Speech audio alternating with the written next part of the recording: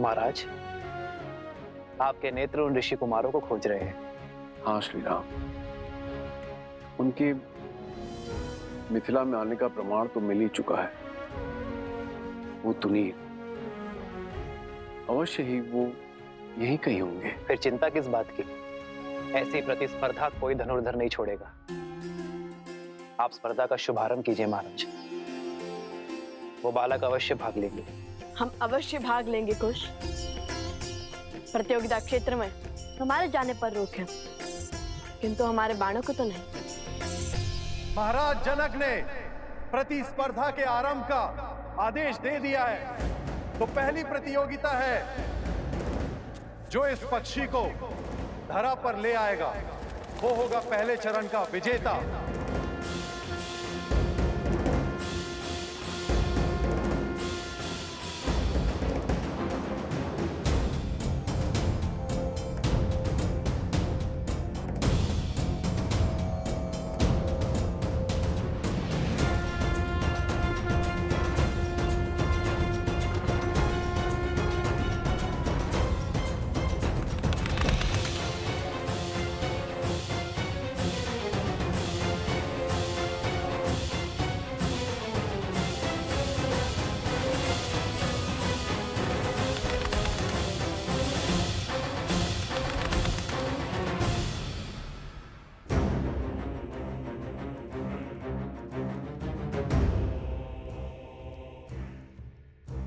पुनः यही आ पहुंचा।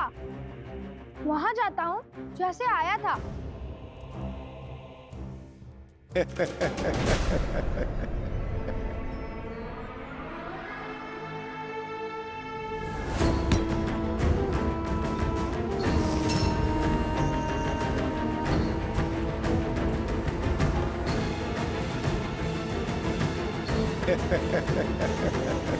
महाराज, इस पक्षी को नीचे लाने के लिए प्रतियोगी इस पर वार करेंगे, इसे मार देंगे। धर्म की रक्षा के लिए वध करना केवल देवताओं का कार्य है। आत्म सुरक्षा के लिए वध करना मनुष्य का कार्य है। भोजन के लिए वध करना पशुओं का कार्य है, किंतु केवल मनोरंजन के लिए या सामर्थ्य के प्रदर्शन के लिए वध करना केवल और केवल राक्षसों का कार्य है।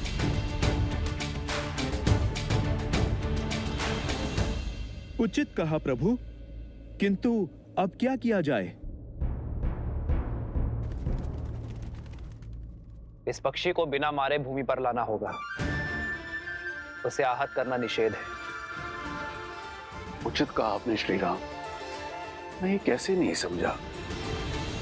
जिन ऋषि कुमारों की मुझे खोज है वो इस प्रतियोगिता में जीव हत्या कदापि नहीं करेंगे। भ्राता कुशाध्वज,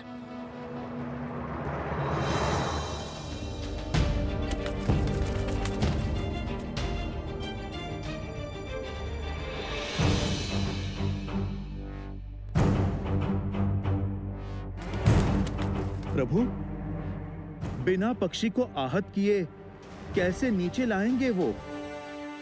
ये तो नन्हे बालक जान पड़ते हैं। इतनी बुद्धि, इतना विवेक होगा उनमें? प्रभु, कहीं प्रयास में ही पक्षी आहत हो गया तो? एक विशेष सूचना, इस पक्षी को नीचे लाने के लिए कोई भी इसे आहत नहीं कर सकता।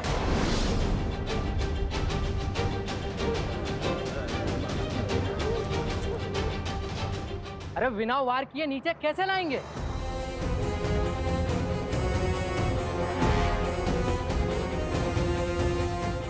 हमें कौन से पक्षी की भाषा आती है जो उन्हें बहला फुसला के नीचे ले आएंगे?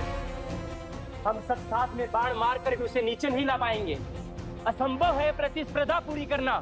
महाराजा जनक हमारा अपमान करना चाहते हैं, इसीलिए इन्होंने असंभव शर्त रखी है। ये अपमान है हमारा। ये अपमान है हमारा। ये अपमान है हमारा। ये अपमान है हमारा। ये अपमान है हमारा। ये अपमान है हमारा। शांत हो जाइए, शांत हो जाइए। हम कैसे शांत हो जाए? ये अपमान है हमारा।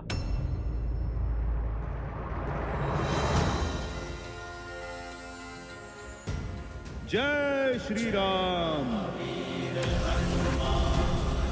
भैया वो देखिए, हनुमान जी, हनुमान जी। जय हनुमान, जय बजरंगबली।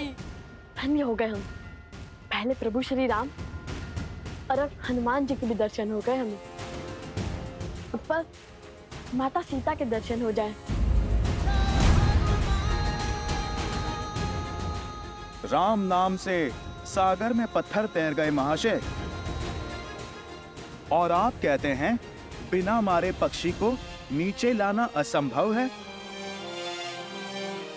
प्रतियोगिता का नियम है तो उसे पूरा करने वाला भी होगा, अन्यथा हार मान के अपने ध्वज को लज्जित करके आप चले जाइए यहां से।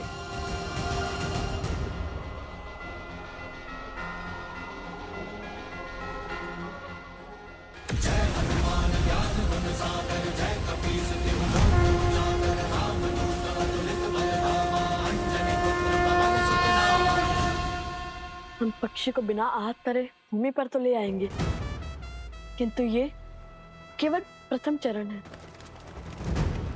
और हमारे इस कार्य से महाराज जनक को भी ज्ञात हो जाएगा कि हम प्रतियोगिता क्षेत्र में आ चुके हैं। हाँ, उनके जान जाने में कोई समस्या नहीं है। समस्या तो प्रतियोगिता में भाग लेने से पहले उनसे मिलने में है। नहीं कुश, अभी प्रतियोगिता के कई चरण शेष हैं। यदि प्रतियोगिता पूर्ण होने से पहले प्रभु या महाराज जनक ने हमें पकड़ लिया तो माता के आदेश का उल्लंघन होगा। उन्होंने प्रतियोगिता पूर्ण होने से पहले महाराज जनक से ना मिलने का आदेश दिया था। तुम दोनों वहां स्पर्धा में भाग लेने के लिए जा रहे हो तो बाकी प्रतियोगियों से भिन्न नहीं रहना, क्योंकि यदि उन्हें ज्ञात हुआ कि तुम दोनों मिथिला नरेश को जानते हो तो बातें बनेंगी। अर्थात हर बार प्रतियोगिता जीतकर हमें अपना स्थान बदलना होगा जब तक प्रतियोगिता पूर्ण ना हो जाए। चलो पहले ये चरण तो जीत ले।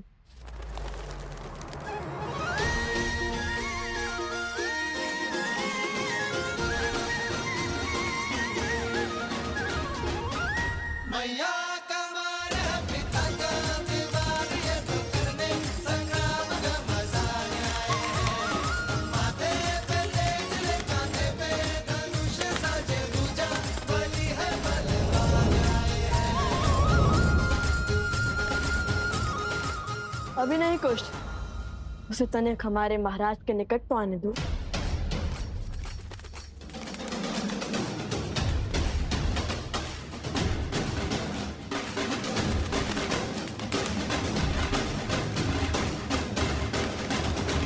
अब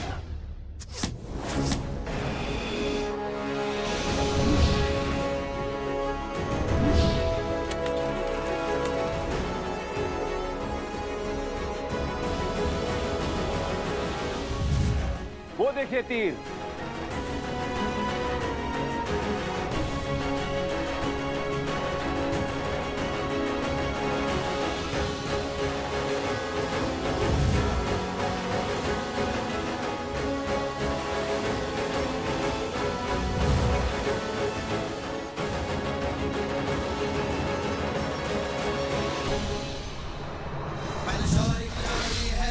महावीर भी करते प्रणाम, जो करे प्रहार तो हिल जाए धरती पर्वत आसमान। बलशौरी की जोड़ी है लव कुश महावीर भी करते प्रणाम, जो करे प्रहार तो हिल जाए धरती पर्वत आसमान। धनुष उठावे प्रत्यंचा जो करे बाण संधान, तो इनमें दिखे सीता का धीरज बल जैसे श्री राम। जाते राम की मर्यादा सीता का बलिदान, इनमें भक्ति में छोटे तो हनुमान आए। अद्भुत, वर्षों से ऐसी कला नहीं देखी मैंने। प्रभु, आपको प्रसन्न करने वाले ये धनुर्धर सामान्य नहीं हो सकते। ये अवश्य ही उन ऋषि कुमारों की लीला होगी। आर्य, सच कहते हैं आप। कुशध्वज, आप शीघ्र सैनिकों को उस ओर भेजिए।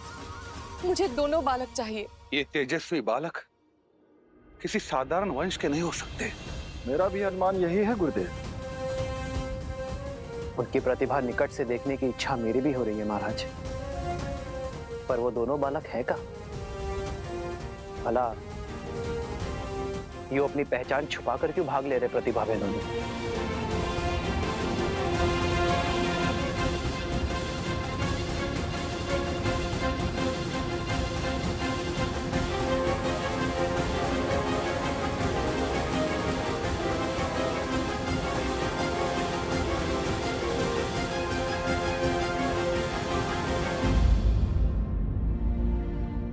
मुझे पूर्ण विश्वास है कि ये वही वीर बालक है, किंतु ये छुप छुप किस प्रथा में भाग क्यों ले रहे हैं? उन बालकों को खोजना चाहते हैं तो प्रतिस्पर्धा आगे बढ़ाइए महाराज। जिन्होंने पहले चरण में अपना शौर्य दिखाया है, तो दूसरे चरण में भी अपनी उपस्थिति अवश्य दिखाएंगे। आनंद,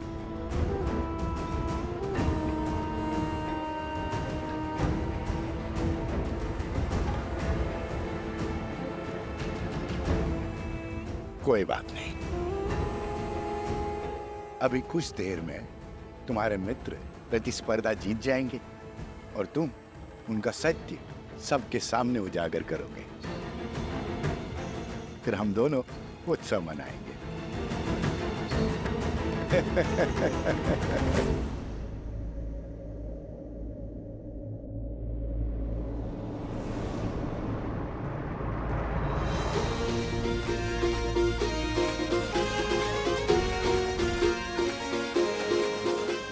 जाओ वहां, हो जाओ उन्हें।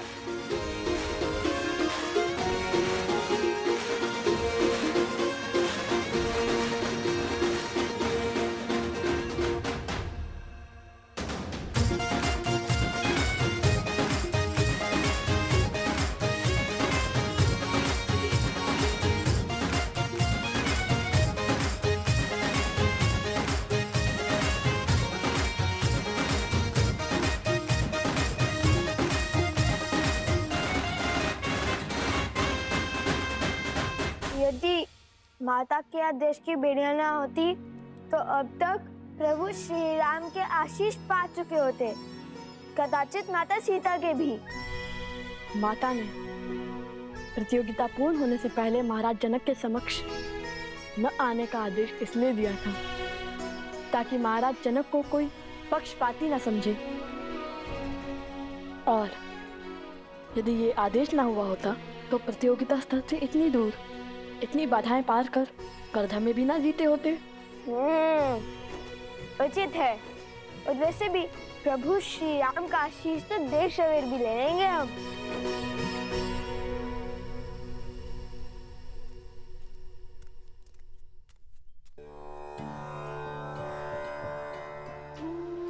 कितने सुंदर और अनोखे पुष्प हैं वन देवी, कहाँ से मिले? आश्रम के आसपास तो ऐसे पुष्प नहीं है। फाल्गु नदी से लौटते समय लवकुश लेकर आए थे। इतनी सुंदर और अद्वितीय माला बनाई, किंतु इतनी छोटी क्यों? ये मेरे आराध्य के लिए, जिनकी मूर्ति मैं सदा अपने साथ रखती हूँ। ये लवकुश भी ना जब सामने होते तो कोई ना कोई करतब कर मुझे चिंता में डाल देते हैं, और जब सामने नहीं होते तो किसी अनिष्ट का भय मेरी चिंता का कारण बन जाता है। तो सोचती हूँ किसी न किसी कार्य में अपना मन लगा लूं। आज भी न जाने कैसी चल रही होगी उनकी प्रतिस्पर्धा। कहीं माता उन्हें देखकर सत्य न जान गई हो। तो अब समय आ गया है इस प्रतियोगिता के दूसरे चरण का आरंभ करने का। देखते हैं इस चरण में कौन जीतता है, वो जो हमारे समक्ष हैं या वो जो गुप्त हैं, जिनके केवल बाण ही हमारे समक्ष हैं। श्री राम, लवकुश की प्रतिभा को देखते हुए ऐसा प्रतीत हो रहा है कि इस प्रतियोगिता के स्तर को बढ़ाना होगा। आपके क्या विचार है?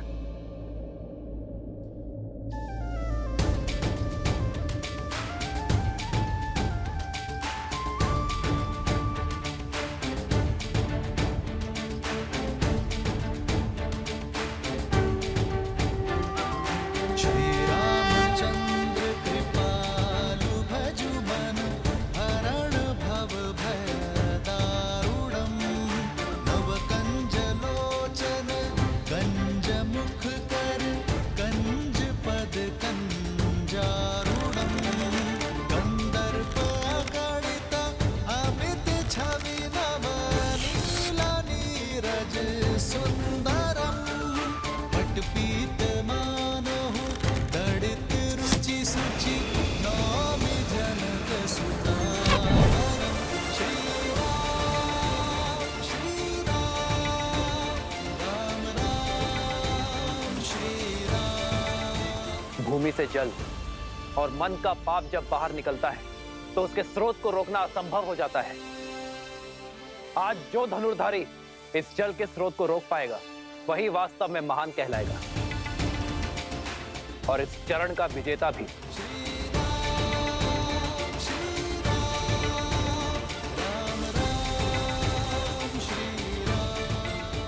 भूमि से निकले जल को रोकना कठिन होगा। अत्यंत कठिन कार्य है श्री राम।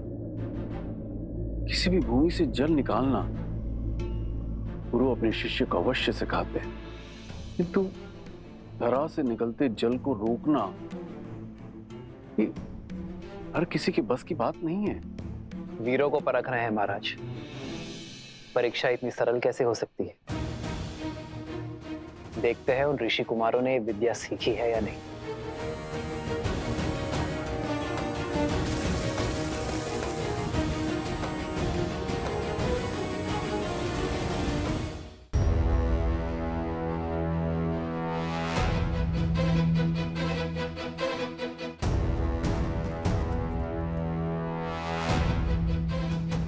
भैया बिना माटी कंकड़ के इस धरती से निकलते जल को कैसे बंद करेंगे? असंभव।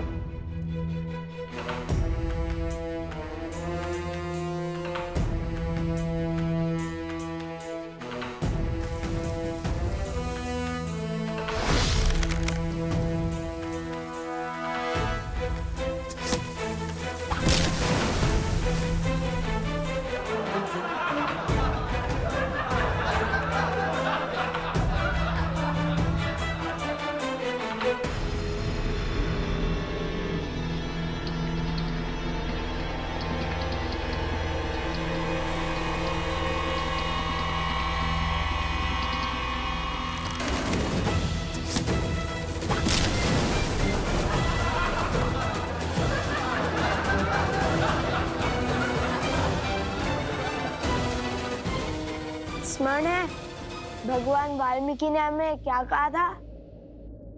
ईश्वर कोई कठिनाई ऐसे ही नहीं देता इसका हल संभव ना हो। अर्थात हमें समस्या पर नहीं, उनके शब्दों पर ध्यान देना चाहिए। श्री राम की दी हुई चुनौती को ठीक से समझना चाहिए। उनके मुख से निकले हर शब्द में ही संकट का हल होता है, किंतु सरल तो ये भी नहीं होगा, क्योंकि महान व्यक्ति और व्यक्तित्व के मुख से निकले शब्दों को समझने में कभी कभी पूरा जीवन निकल जाता है। अरे शीघ्र हल खोजिए भैया, जीवन भर यही थोड़ी ना छुपे बैठ सकते हैं। मन के गर्त से निकले पाप को रोकने के लिए क्या उपाय हो सकता है? ईश्वर की कृपा, और क्या।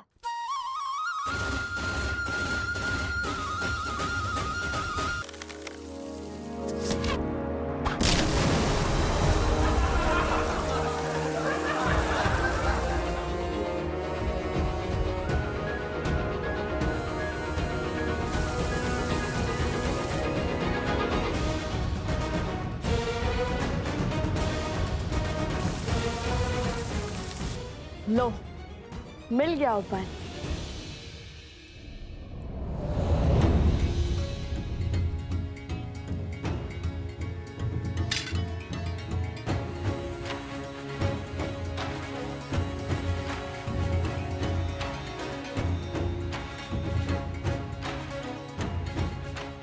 जल का प्रभाव नीचे से ऊपर है, तो उसे रोकने के लिए हमें उसका विपरीत अर्थात ऊपर से दबाव बनाना होगा।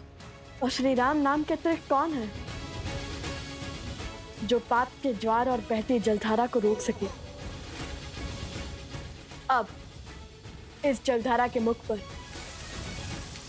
हमारे ईश्वर श्री राम नाम की मोहर लगेगी।